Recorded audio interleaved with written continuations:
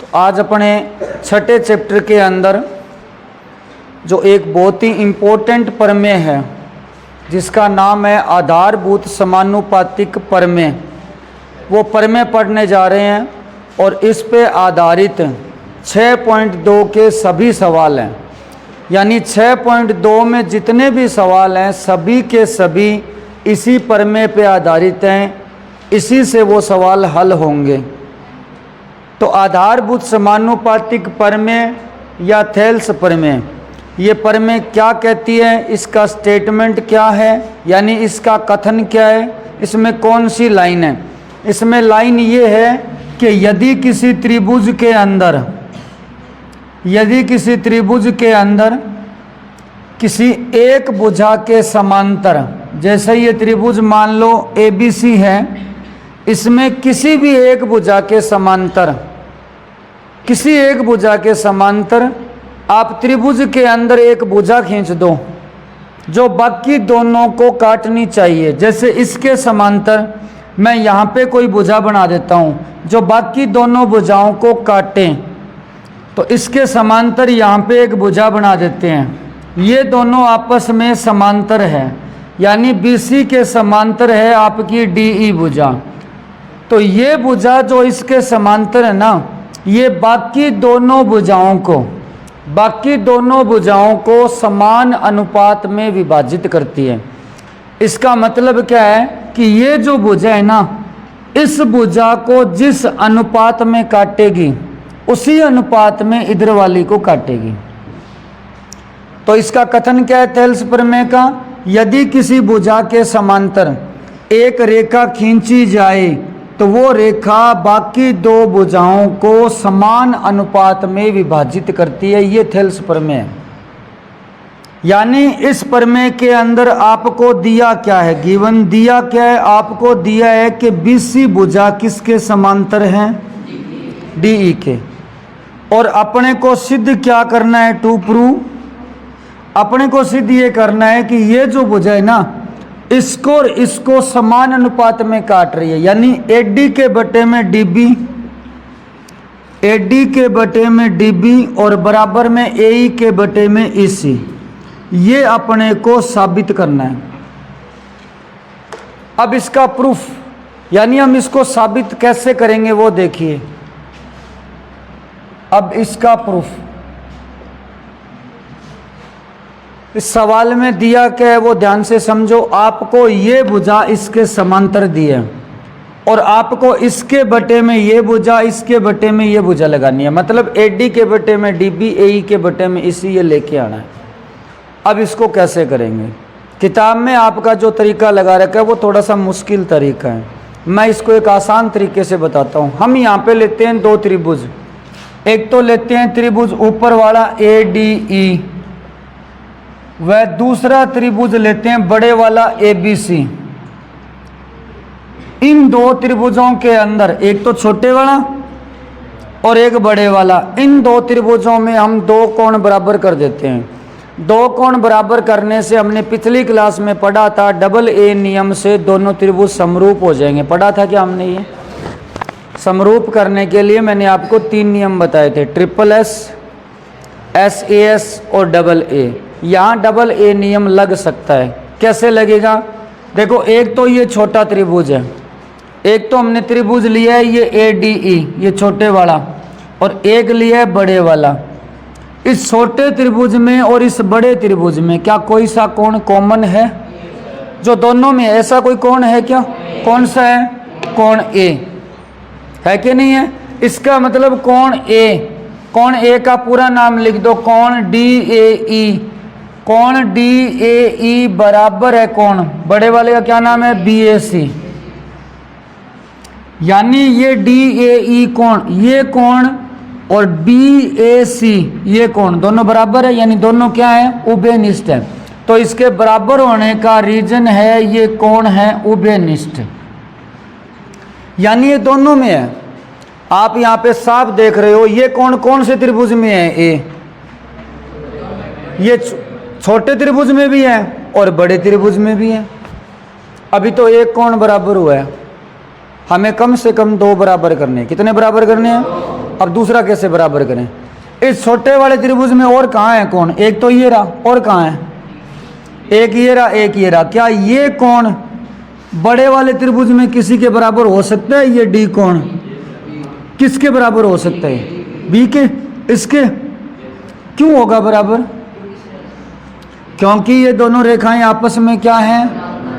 हमने 9th class में पढ़ा है, जब दो रेखाएं आपस में समांतर हो, कोई तिर्यक रेखा उनको काट के जाए तो ये वाले कोण संगत कोण होते हैं। कौन से कोण होते हैं? तो ये देखो, ये दो रेखाएं समांतर, ये तीसरी काट के जा रही, तो ये दोनों कोण क्या होंगे? बराबर। इनको बोलते हैं संगत कोण। क्या बोलते हैं? इस कोण का नाम बोलो क्या है? ए डी और ई। तो हम लिखेंगे कोण ए डी ई बराबर है कोण, इस कोण का नाम ए बी सी, यानी कोण ए बी सी के बराबर है। कारण क्या है बराबर होने का? कारण लिखोगे संगत कोण। क्या दो कोण बराबर हो गए? दो कोण बराबर हो गए तो कौन सा रूल लग गया? यहां लिखोगे डबल ए नियम से। डबल ए नियम से त्रिभुज बड़े वाला ए बी सी समरूप है। अब नाम उस हिसाब से लिखोगे कि कौन संगत कोण बराबर आए। कैसे?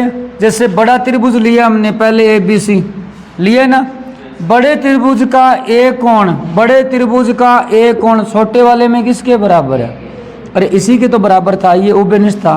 तो बड़े का ए है तो छोटे का भी क्या नाम आएगा? पहले ए।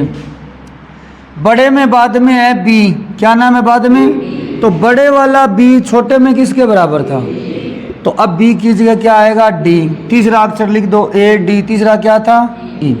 तो इस तरीके से दोनों त्रिभुज हमारे यहाँ पर समरूप हो चुके हैं। और आपको मैंने पिछली क्लास में बताया था कि अगर दो त्रिभुज समरूप हो जाएं तो आप क्या क्या लिख सकते हो? भुजाएं समान अनुपात में लिख सकते हो और कोण बराबर। हमें यहाँ पे कोण बराबर करने से कोई मतलब नहीं है, हमें भुजाएं अनुपात में लेके आनी है। जो सिद्ध करना है वो देखो, भुजाएं क्या लेके आनी है। तो एक काम करते हैं, बड़े वाले की भुजा ले लेते हैं ए बी। बड़े वाले की कौन सी भुजा ले लेते हैं? A B. इसके बटे में कौन सी लगेगी? कौन सी लगेगी? पहले दो अक्षर ए बी, पहले दो अक्षर ए डी। अच्छा, और कौन सी लेनी है ए बी की बजाय? ए सी। हमें ये वाली अनुपात में लगानी है ना, तो ए सी के बटे में, ए सी पहला और आखिरी अक्षर है, पहला और आखिरी अक्षर ए सी है, तो पहला और आखिरी अक्षर कौन सा है यहाँ पर? ए। तो हमारे पास आंसर आया है ए बी बटा ए डी। पूरी ए बी के बटे में पूरी ए डी आई है, पूरी ए सी के बटे में पूरी ए ई आई है। आई है कि नहीं आई? हमें लाना है ए डी बटा डी बी ए ई बटा ई सी। हमें ए डी तो चाहिए, ए डी तो चाहिए ना उत्तर में, ये देखो। पर ए डी के बटे में क्या चाहिए? डी बी चाहिए। क्या चाहिए? क्या ए बी चाहिए आपको? क्या ये ए बी आंसर में चाहिए? क्या नहीं चाहिए? आपको पूरी ए बी नहीं चाहिए, आपको चाहिए डी बी। क्या चाहिए? जब पूरी भुजा नहीं चाह के आपको उसका कुछ हिस्सा चाहिए तो आप एक माइनस कर दिया करो। मतलब जब पूरी भुजा ना चाह के आपको उसका कुछ हिस्सा चाहिए तो दोनों तरफ एक घटा दिया करो। और हमारे ऐसे भी सवाल आएंगे जहाँ पे हमारे पास पहले ऐसे आ जाएगा ए डी बटा डी बी, और वहाँ पे हमें पूरी ए बी चाहिएगी। जब पूरी बनानी हो तो +1 कर दो। क्या कर दो? और जब कम करनी हो भुजा, अब देखो पूरी ए बी नहीं चाहिए अपने को, ए बी की बजाय क्या चाहिए? डी बी चाहिए। पूरी ए बी नहीं, डी बी चाहिए। तो डी बी चाहिए, कुछ कम चाहिए, कम चाहिए तो -1 कर दो। -1 करते ही भुजा पूरी की बजाय एक भाग आ जाएगा इसका। कैसे? देखो दोनों साइड -1 कर देते हैं। तो मैं यहाँ लिख रहा हूँ, हम ए बी बटा ए डी में से -1 कर देते हैं, तो इस साइड भी क्या करना पड़ेगा? -1 करना पड़ेगा। यानी ए सी बटा ए ई में से भी -1 कर देते हैं। अब इस साइड बोलो एलसीएम क्या आएगा? ए डी आएगा। क्या आएगा? ए डी का ए डी में भाग। ये तो ठीक वैसे ही ना, जैसे 5 का 5 में भाग करते हैं तो क्या आता है? 1 का ए बी से गुणा A B minus A D का 1 से गुणा ए डी, बराबर ऐसा ही इधर करो। एलसीएम क्या आएगा? AE का AE में भाग, 1 का AC से गुणा माइनस AE का 1 से गुणा AE।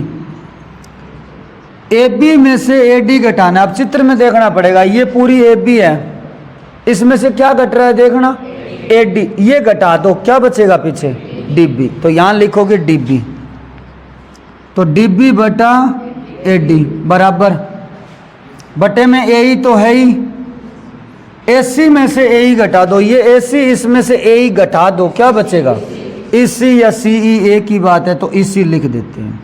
क्या आपको यही नहीं सिद्ध करना है क्या, AD बटा DB बराबर AE बटा EC, बस इतना सा फर्क है, ये थोड़ा ऊपर नीचे है, तो पलट दो इसको, आप दोनों साइड पलट दो, पलटोगे तो AD बटा क्या हो जाएगा, DB, और इधर भी पलटना पड़ेगा तो AE बटा EC। तो इस तरीके से हमने ये सिद्ध कर दिया कि अगर आपको भुजाएं समांतर दी हो तो ये भुजाएं समान अनुपात में विभाजित हो जाती है। बात समझ में आई है? ये है थेल्स प्रमेय। कौन सी प्रमेय है ये? थेल्स प्रमेय क्या कहती है? यदि किसी त्रिभुज के अंदर किसी एक भुजा के समांतर आप कोई रेखा खींचो तो वो बाकी दोनों भुजाओं को क्या करती है? समान अनुपात में विभाजित। यानी इसके बटे में ये लगा सकते हो, इसके बटे में ये, और दोनों बराबर। समझ में आई बात? अब इसका यूज कैसे होता है? आपको सवाल में ये दिया मिलेगा कि ये इसके समांतर है, आप क्या करोगे? इनको बटे में लगा दोगे ऐसे, समझ गए? और फिर अपना सवाल हो जाएगा। तो ये थी आपकी थेल्स प्रमेय। अब हम इसका विलोम पढ़ेंगे, इसका उल्टा। ठीक है, तो एक बार आप ये